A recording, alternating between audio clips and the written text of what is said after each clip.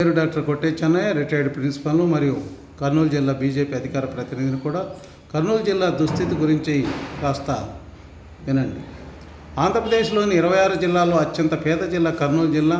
రాష్ట్ర తలసరి ఆదాయము 1,76,707 రూపాయలు అయితే, రాయలసీమలోని చిత్తూరు జిల్లా తలసరి ఆదాయం 1,69,578, కడప జిల్లా ఆదాయము 1,47,213, అనంతపురం జిల్లా 1,45,595 అయితే, కర్నూలు జిల్లా కేవలము 1,40,910. రాయలసీమలోనే కాదు, ఏపీలో మొత్తంలో చివరి స్థానము కర్నూలుది. రైతులకు పొలం ఉన్నా వర్షాధార ఆదాయం గిట్టుబాటు కావడం లేదు, పరిశ్రమలు లేవు, ఉన్నవి కూడా మూతపడ్డాయి. ఉన్న 4 అందరికి ఉపాధి లేక, స్థానికంగా ఏ బ్రతుకు తెరువు లేక వేల కుటుంబాలు దశాబ్దాలుగా వలసలకు బాట పడుతూ ఉన్నాయి. పిల్లల్ని వృద్ధులకు అప్పగించి ఎక్కడెక్కడికో వెళ్ళి రెక్కలు ముక్కలు చేసుకుంటున్నారు. వచ్చే ఆ కూలి డబ్బులు పాతాప్పులు తీర్చడానికే సరిపోతున్నాయి. దానితో కర్నూలు జిల్లా వాసులు పేదరికంలోనే మగ్గుతున్నారు. తలసరి ఆదాయంలోనే కాక బహుముఖ పేదరికంలో రాష్ట్రంలోనే చివరి స్థానంలో ఉంది కర్నూలు జిల్లా. ఇది కూడా కర్నూలు ఉమ్మడి జిల్లా స్కోరు. కర్నూలు, నంద్యాల జిల్లాలకు విడిపోయాక ఇంకా అధ్వానమైన స్కోరు ఉంటుంది. కొత్త కర్నూలు జిల్లా విస్తీర్ణం 8,000 చదరపు కిలోమీటర్లు. అందులో జిల్లా భూమి 19.72 లక్షల ఎకరాలు కాగా, సాగుకు యోగ్యమైన భూములు 12,33,000 ఎకరాలు. నీరు అందేది కేవలం 2,25,000 ఎకరాలకే. మిగిలిన 10 లక్షల ఎకరాల్లో సేద్యం వర్షాధారమే. వానదేవుడు కరుణ లేకుంటే వలసలే గతి. ఈసారి అకాల వర్షాలతో ఉన్న కాస్త పంటలు పాడయ్యాయి. దాంతో అప్పుడే వలసలు ప్రారంభమయ్యాయి. ఆదోని, మంత్రాలయం, ఎమ్మిగనూరు, కోడుమూరు, పత్తికొండ, ఆలూరు నియోజకవర్గాల్లో పంటలు సాగు చాలా పడిపోయింది. కర్నూలు జిల్లాకు, నంద్యాల జిల్లాకు భౌగోళిక సంపదలు ఎంత తేడా ఉందో కాస్త గమనించండి.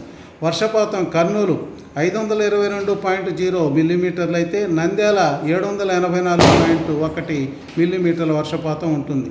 అలాగే సాగు భూమిలో కర్నూలు జిల్లాలో సేద్యయోగ్యమైన భూమి, నీటి సదుపాయం గల భూమి 2,25,000 ఎకరాలైతే, నంద్యాల జిల్లాలో 8,81,000 ఎకరాల సాగునీరు అందే భూమి ఉంది. అటవీ విస్తీర్ణము కర్నూలు జిల్లాలో కేవలం 38,991 హెక్టార్లు ఉంటే, నంద్యాల జిల్లాలో 3,01,678 హెక్టార్ల భూమి ఉంది.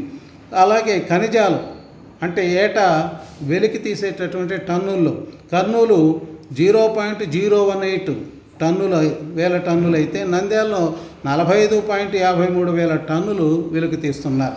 ఇక అక్షరాస్యతలో కర్నూలు 49.72%, నంద్యాల 56.28%, రాష్ట్ర స్థాయిలో అక్షరాస్యత 72.6%, కోస్గి మండలము 35%, రాష్ట్రంలోనే అత్యల్ప అక్షరాస్యత గల మండలం. ఈ దుస్థితి వలన జిల్లాలోని 23 లక్షల జనాభాలో ప్రతి సంవత్సరం 2 లక్షల మందికి పైగా గుంటూరు, కృష్ణా, బెంగళూరు, హైదరాబాద్, బొంబాయి నగరాలకు వలసపోతున్నారు. ఇప్పుడు వలసలు కేవలం వ్యవసాయ కూలీలే కాదు, బీటెక్లు, ఎంటెక్లు చదివిన వారు కూడా ఏ ఉద్యోగాలు రాక హైదరాబాద్, బెంగళూరు నగరాలకు వెళ్తున్నారు.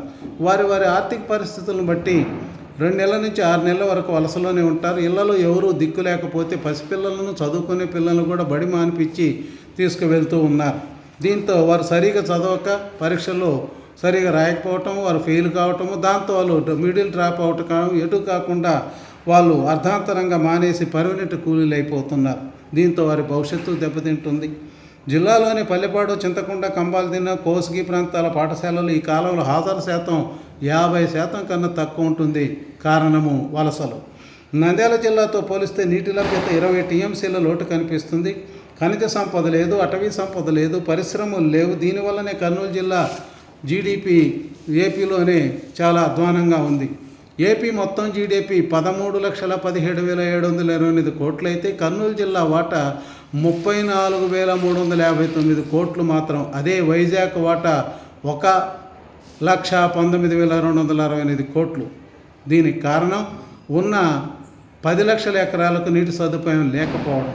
నీరు లేక కాదు, నీటి వనరు లేక కాదు, అవి అందుకునే మార్గాలు మన పెద్దలు చేయకపోవడం. కౌతాలం, మంత్రాలయం, కోడుమూరు, ఎమ్మిగనూరు, కర్నూలు నగరాలు తుంగభద్ర నదీ తీరంలోనే ఉంటాయి. వరదలు వచ్చినప్పుడు మునిగేది కూడా ఇవే. కానీ ఈ ప్రాంతాలకు తాగునీరే గతి లేదు. 2 జీవనదులు హంద్రి అండ్ తుంగభద్ర ఉన్నటువంటి కర్నూలు నగరానికే 7 లక్షల జనాభా ఉన్న 2-3 రోజుల నీటి కోసం ఎదురు చూడాల్సిన దుస్థితిలో కర్నూలు నగరం కూడా ఉంది.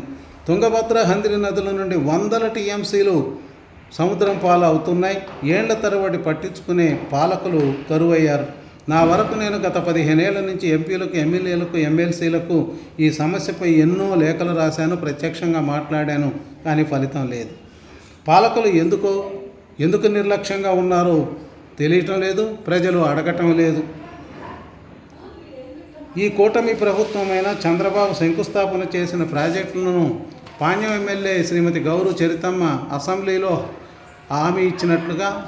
చరితమ్మకు హామీ ఇచ్చినట్లుగా చంద్రబాబు నాయుడు, నీటిపారుదల శాఖ మంత్రి నిమ్మల రామానాయుడు 3 ఏళ్లలో గుండ్రేవులను పూర్తి చేస్తామన్న హామీని నిలబెట్టుకుంటారనే ఆశాభావంతో ఉన్నాం. కేవలం గుండ్రేవులే కాకుండా 4200 ఎకరాలకు నీరందించే నగరడోన అసంపూర్తి ప్రాజెక్టు, ఎల్ఎల్సి చివరి భూములకు నీరందించేందుకు ఉద్దేశించిన గురు రాఘవేంద్ర ఎత్తిపోతల ప్రాజెక్టు, 8 టీఎంసీల నిల్వతో 80,000 ఎకరాల సాగునీరు, 253 గ్రామాలకు, 2 మున్సిపాలిటీలకు తాగునీరు కోసం చంద్రబాబు రూపకల్పన చేసిన వేదవతి ప్రాజెక్టు, పశ్చిమ ప్రాంతాల రైతుల కొరకని అప్పటి తెలుగుదేశం 1986 కోట్లతో మొదలుపెట్టిన రాజోలి డైవర్షన్ స్కీమ్ కాలువ పెండింగ్లోనే ఉంది. ఎల్ఎల్సి కెనాలు ఆధునీకరణ, గాజుదిన్న ప్రాజెక్టు రిపేర్లు, కోడుమూరుకు తాగునీరు కోసం తప్పిస్తూ ఉన్నారు. ఇవన్నీ చిన్నవే. గుండ్రేవుల కర్నూలు జిల్లా వాసుల గుండెకాయ.